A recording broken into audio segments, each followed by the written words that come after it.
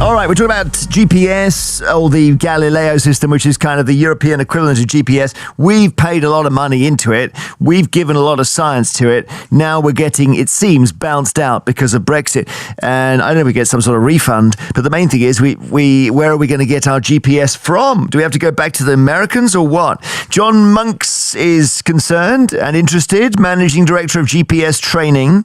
And that company teaches walkers how to use satellite systems. Is that right, John? That's correct, yes. We do nationwide courses teaching people how to use the handheld outdoor GPS units.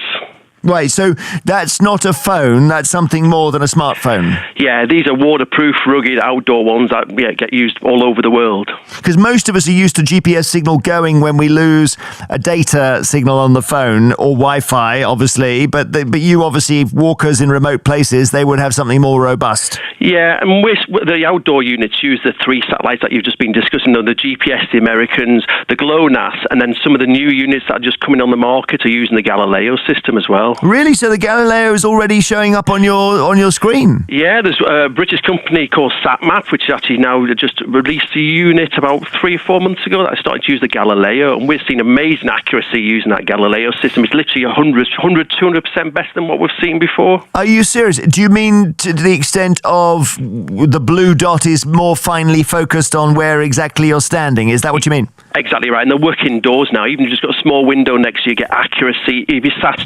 5 meters from a window, you get an accuracy literally up 2 or 3 meters now, which we've never seen an outdoor unit before. Now, I'm guessing that we will be able to still do that, to go, to report back to Galileo, because it's the military bit that's got a question mark over it. So this won't affect your business. I don't think so. Just from listening to your previous guest there, I think we'll still be able to use that Galileo. And I think, I know they're coming into other units in the future. So as an outdoor walker, I think we'll still be able to use that Galileo. It's that atomic clock that I think the military are more concerned about. So again, it's the same with the GPS, the American GPS. Anybody can piggyback on the back of it. It's just those finer details that the military need, isn't it, I think? And are you, having worked in this field for a while, are you just amazed by what technology's done here?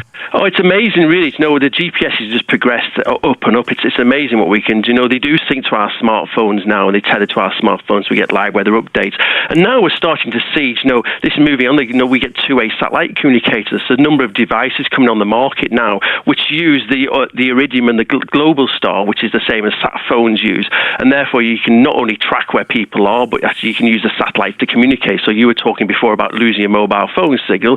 We've now got devices that you use the satellite. You have to buy a contract with these things, and you can communicate using satellites. So when you're in remote areas, that's not a problem. The only issue is the bigger one, I guess, which is that we are now creating a generation of people who are so dependent on these devices, they do not know where they are most of the time. They've got no idea. Yeah, and they are electronic devices. We always say you still have to take a map with you, don't you? You still have to take, they're electronic device, aren't they? So you still need that paper map in your rucksack when you're out walking. But they do open up that experience. That's what we find, because you plan your routes on your computer before you go, and it takes you on that walk. So it physically navigates you around that walk.